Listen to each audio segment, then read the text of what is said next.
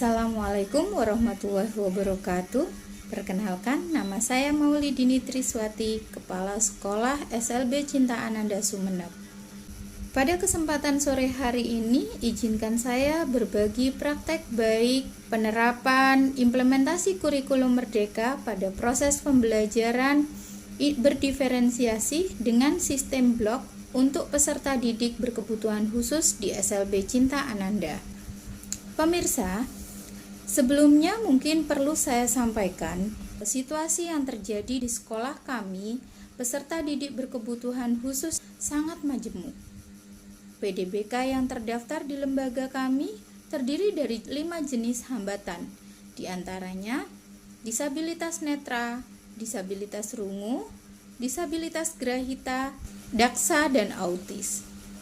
Selain itu, di lembaga kami terdiri dari jenjang kelas mulai dari TKLB, SDLB, SMPLB, dan SMALB.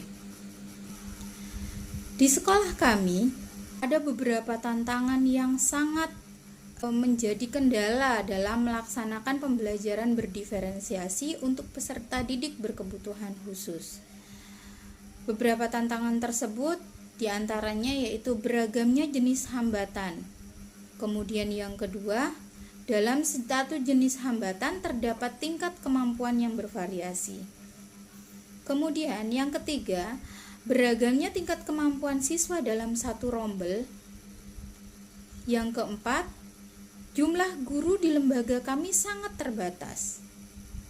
Sementara jumlah siswa dalam satu kelas bisa melebihi kuota yang seharusnya. Tantangan yang dihadapi di SLB Cinta Ananda tidak hanya terkait dengan pengelompokan siswa untuk penerapan pembelajaran berdiferensiasi. Tantangan yang kami hadapi juga berkaitan dengan tenaga guru atau SDM yang kami miliki. Karena sebagian besar guru masih belum memahami tentang bagaimana pembelajaran berdiferensiasi bagi peserta didik berkebutuhan khusus. Awalnya di sekolah kami mengelompokkan peserta didik berdasarkan jenjang kelas atau berdasarkan dari usia kronologisnya. Jadi misalnya anak usia 7 tahun berada di jenjang kelas yang sesuai dengan usianya. Namun pada kenyataannya selama pelaksanaan pembelajaran setiap siswa itu memiliki kemampuan yang berbeda-beda. Sebagai contohnya misalnya anak usia 7 tahun, usia mentalnya ada yang berusia 3 tahunan seperti itu. Namun ada beberapa anak yang berada di usia 6 tahun seperti itu. Jadi dalam satu kelas itu bisa sangat bervariasi.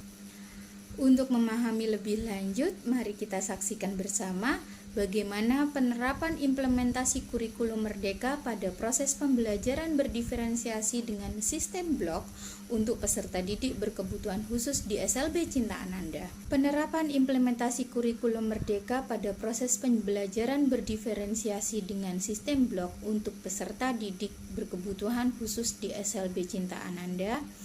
Kami awali dengan proses bagaimana kepala sekolah dan pengawas memberikan penguatan kepada guru dan tenaga pendidik yang masih belum paham bagaimana memberikan pembelajaran berdiferensiasi terhadap peserta didik berkebutuhan khusus. Bapak Ibu bisa melihat melalui tayangan foto-foto yang kami berikan. Seperti yang sudah saya gambarkan di awal, bahwa situasi yang terjadi di SLB Cinta Ananda adalah sebagian besar peserta didik yang masuk dan mendaftar di SLB Cinta Ananda tidak menyerahkan hasil asesmen diagnostik atau hasil pemeriksaan medis dari rumah sakit atau dokter spesialis tumbuh kembang maupun psikolog. Sehingga pihak sekolah bersama orang tua kami melakukan asesmen dan pemeriksaan awal dengan mengundang psikolog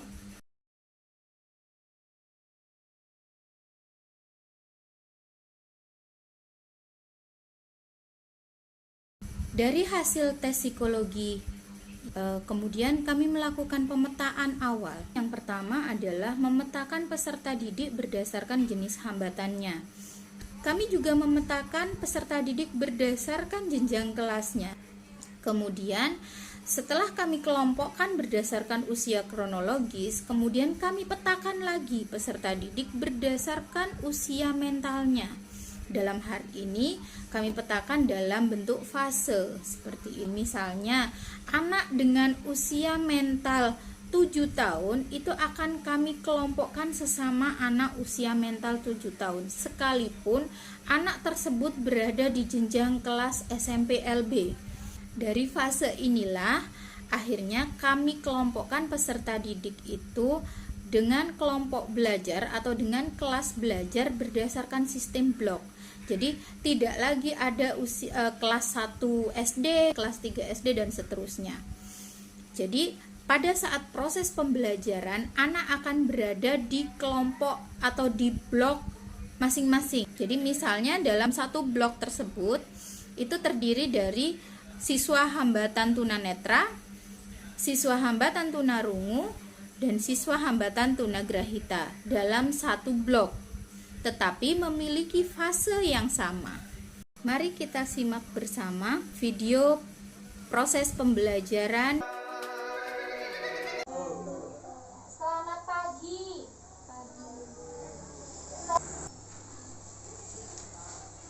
Ini Zahro mengerjakan 1 sampai 5 saja, ya. 1 sampai 5. Adil juga 1 sampai 5. Kalau ini 1 sampai 7.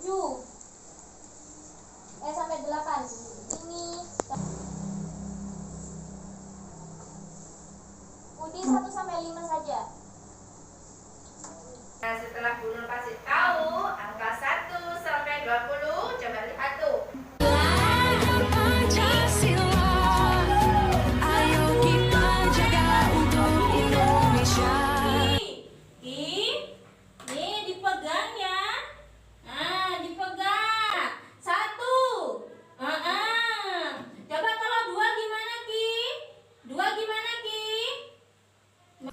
Dari video pembelajaran tersebut dapat kita lihat bersama guru lebih mudah memberikan pembelajaran berdiferensiasi kepada peserta didik berkebutuhan khusus dengan berbagai macam hambatan namun memiliki fase yang sama. Hal ini sebagai upaya kami dalam mengoptimalkan pembelajaran berdiferensiasi di mana di lembaga kami tenaga pendidik sangat minim. Proses pembelajaran berdiferensiasi dengan sistem blok ini, orang tua juga lebih merasa putra-putrinya tertangani dengan baik. Pemirsa, demikian yang dapat kami sampaikan tentang praktek baik di lembaga kami.